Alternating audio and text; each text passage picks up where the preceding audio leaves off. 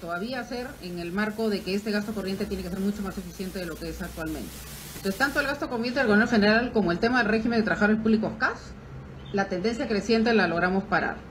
Tenemos que, básicamente hemos identificado y tenemos un análisis muy detallado sobre las cosas que tenemos que hacer para continuar racionalizando esto y llegar a una consolidación fiscal y destinar recursos a cosas que dan mucho más productividad al Estado. Primero hay que racionalizar los gastos superfluos, hay identificación de los gastos de publicidad, viajes, alquileres, limpieza y seguridad. Hay espacio para eso y ya lo tenemos identificado, pero tenemos que tomar la decisión. Hay que rediseñar completamente el proceso de sentencias judiciales, es algo que se nos ha salido de control. La defensa del Estado no está siendo efectiva y tenemos también algunas propuestas para eso. Y lo otro es ver el impacto básicamente en el Congreso, y tenemos que de alguna manera plantearlo, frenarlo, es el tema de los proyectos de ley de eliminación del CAS y de negociación colectiva. Tenemos que seguir en un esfuerzo muy fuerte por plantear un tema que sea mucho más eficiente y que no genere una espiral creciente de un gasto corriente de planilla que no puede ser de alguna manera controlado. El otro logro que se ha tenido es un eficiente manejo de la deuda pública. Lo que uno ve es que los 3 indicadores que le dicen a uno qué es lo que tiene que hacer se han logrado, y con ahorros sustanciales hemos logrado ahorrar en el gasto por intereses entre 600 y 700 millones de soles. Lo que tenemos es, hemos incrementado, reducido nuestra exposición a los dólares, hemos incrementado la participación de los soles en la deuda pública, hemos fijado la tasa, con lo cual nos reduce la exposición a las tasas de interés, sobre todo en un contexto de tasas de interés al alza en el mundo internacional, y la vida media también la hemos ampliado. Esto pues lo que nos ha generado es un montón de premios. Entonces, cuando a uno le da un premio por el tema de deuda pública, no es que le están dando el premio porque sabe hablar bonito, es porque hemos logrado muchísimo acá, y yo creo que el mundo internacional y local claramente tiene una confianza enorme en las emisiones de la deuda peruana.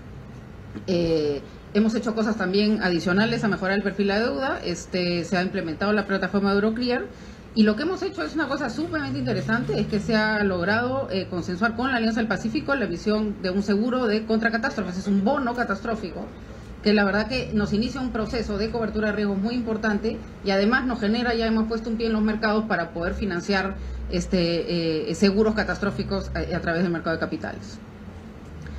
Lo otro que se ha hecho, se ha reducido significativamente la deuda de gobiernos regionales y locales. Acá en la delegación de facultades se hizo se sacó un proyecto de ley que reperfilaba toda la deuda, y lo que tenemos acá es básicamente hemos reducido el peso de la deuda a los gobiernos regionales y locales, les da espacio para nuevos endeudamientos en proyectos de inversión que hagan mejorar su crecimiento potencial. Esto básicamente les da mayor espacio fiscal, casi de 8.500 millones de soles, para hacer obras por impuestos, hacer obras de infraestructura, etcétera. Lo otro, hay un reconocimiento de aportes previsionales de 400.000 trabajadores de gobiernos regionales y locales, y hay un mucho mejor cumplimiento de las reglas fiscales, todo lo cual ahonda a lo que dije en la clasificación de riesgo anterior. Hay temas acá que todavía tenemos que mejorar, están las propuestas, está el equipo, y yo creo que estos son temas que deberíamos continuar, porque la regionalización depende mucho de la capacidad de los gobiernos regionales de poder hacer obras de infraestructura importantes para sus poblaciones. El otro tema es la reforma de la inversión pública, y esto es una cosa que vamos a ampliar un poquito más. Lo que vemos es que sí estamos en un interesantísimo proceso. Gran parte del crecimiento que vamos a tener este año se debe a un impulso público a través de la infraestructura pública. Lo que hemos hecho es acá, hemos hecho una reforma y hemos hecho muchas cosas. Estamos planteando un proyecto de ley que básicamente ayude a la priorización de los proyectos de inversión a fin de evitar los problemas que hemos estado viendo en los últimos días. Y lo que necesitamos es darle mucha más predictibilidad a esos proyectos de inversión. Yo voy a explicar en realidad que esto, tenemos un sistema que funciona muy bien. Lo que esto va a hacer es evitar el ruido que hemos visto en los últimos días. Yo te quiero explicar cómo es que eso se hace ahora, y yo quiero que quede muy claro que acá no hay nada, este es un proceso muy eficiente y que viene funcionando muy bien. Lo que tenemos que hacer es hacerlo mucho más visible a la población, y tenemos que evitar cualquier riesgo de que acá entren proyectos que no sean los proyectos adecuados para cerrar las brechas. Acá tenemos que hacer carreteras, colegios, escuelas, que de alguna manera vayan hacia resolver los problemas de la población, y que no se generen problemas ni de corrupción, ni de sobredimensionamiento, ni cosas que vayan a favor de intereses particulares y no intereses públicos. ¿Cómo funciona el proceso?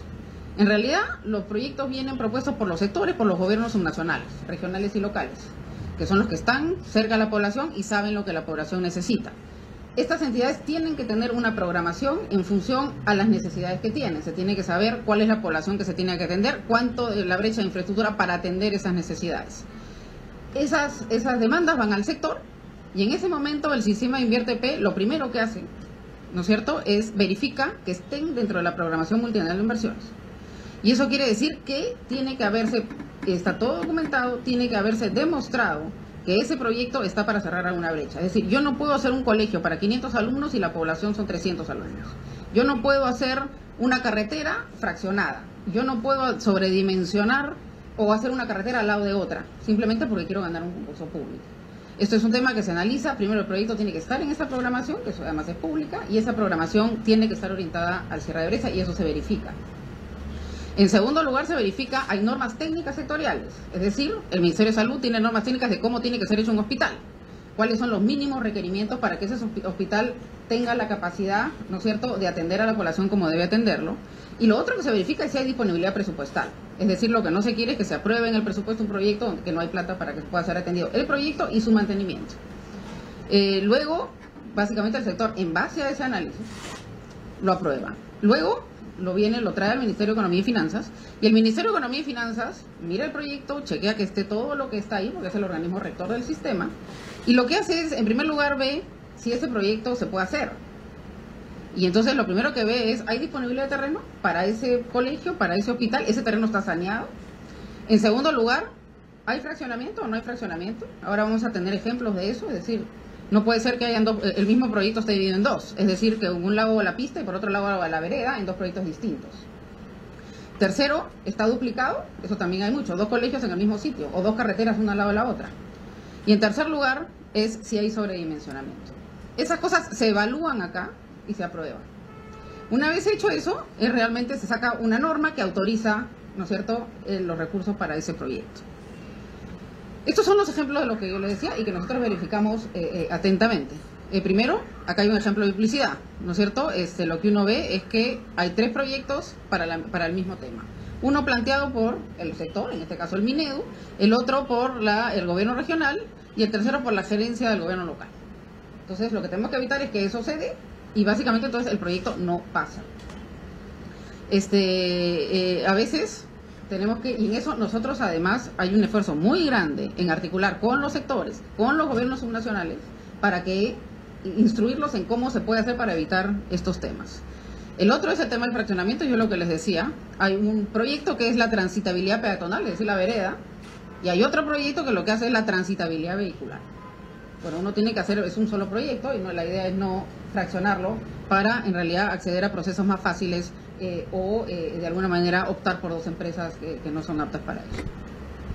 Acá tenemos el tema del sobredimensionamiento. Este es un caso, ¿no es cierto?, de un colegio, me parece, donde uno lo que ve es que lo que se necesita es la foto de la izquierda y la foto de la derecha, y lo que se propone es el tema de la izquierda. Por otro, acá tenemos un caso típico de normas técnicas.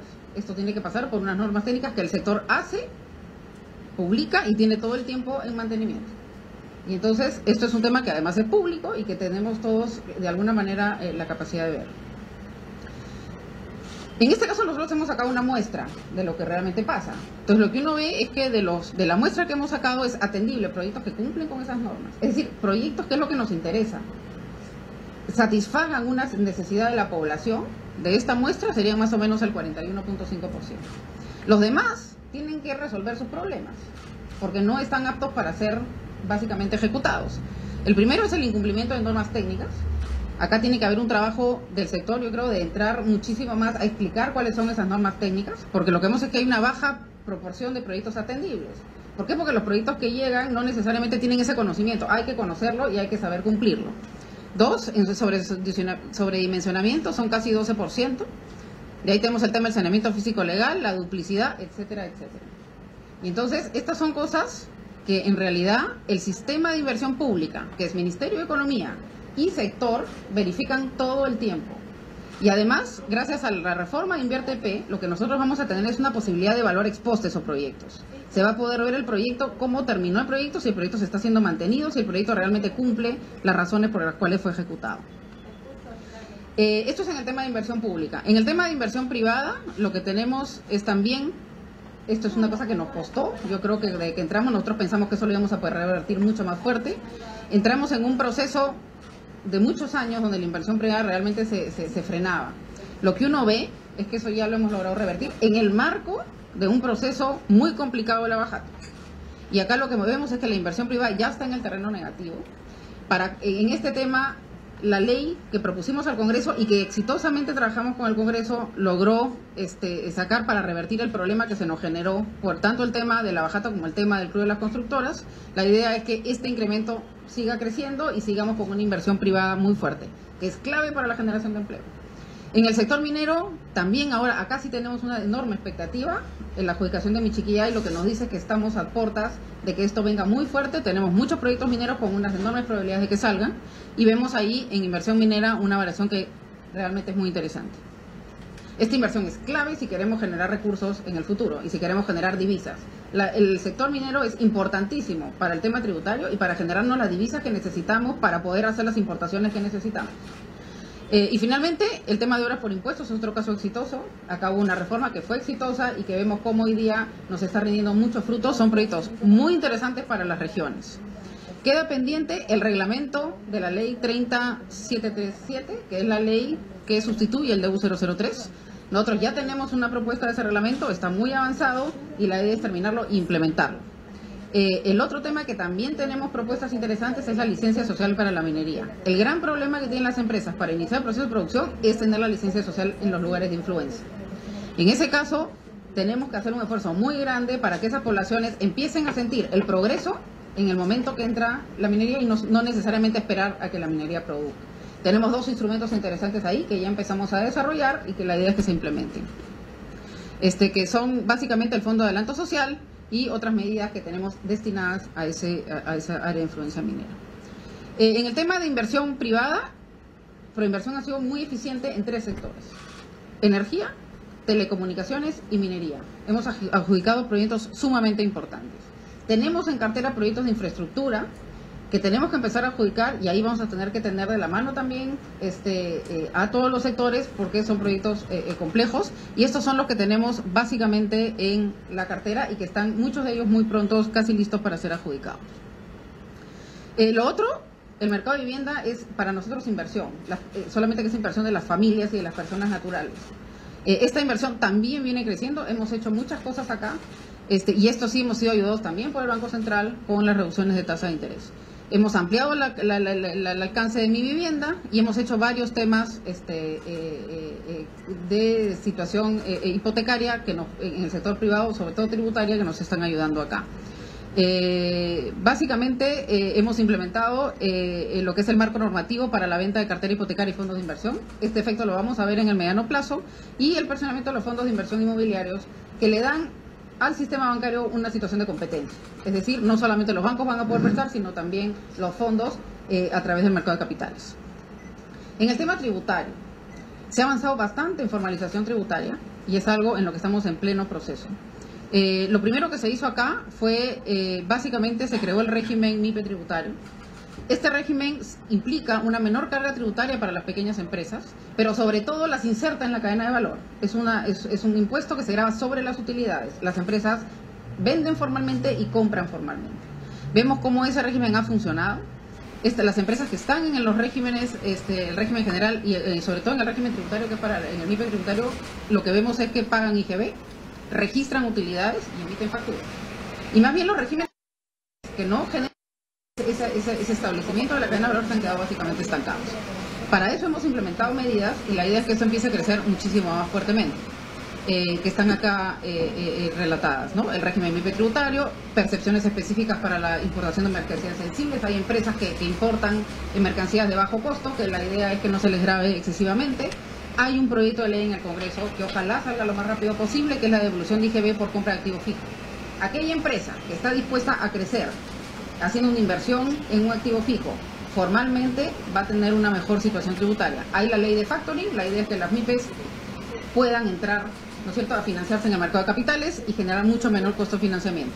Comprobante de pago electrónico, que ya lo mencioné, es una de las principales, ¿no es cierto?, reformas que está haciendo SUNAT Y a las personas naturales también se les da una deducción del impuesto a la renta si es que compran formalmente. ¿No es cierto? Acá es cadena de valor y la mayor sistematización o digitalización del proceso. Queda pendiente un nuevo sistema de compras MIPE que está trabajado en el MEF y hay una propuesta bien avanzada. Un nuevo sistema de financiamiento, acá intentamos hacer un sistema que no nos ha funcionado, queda pendiente hacer uno mucho más eficiente y trabajar con el Congreso en un nuevo modelo tributario.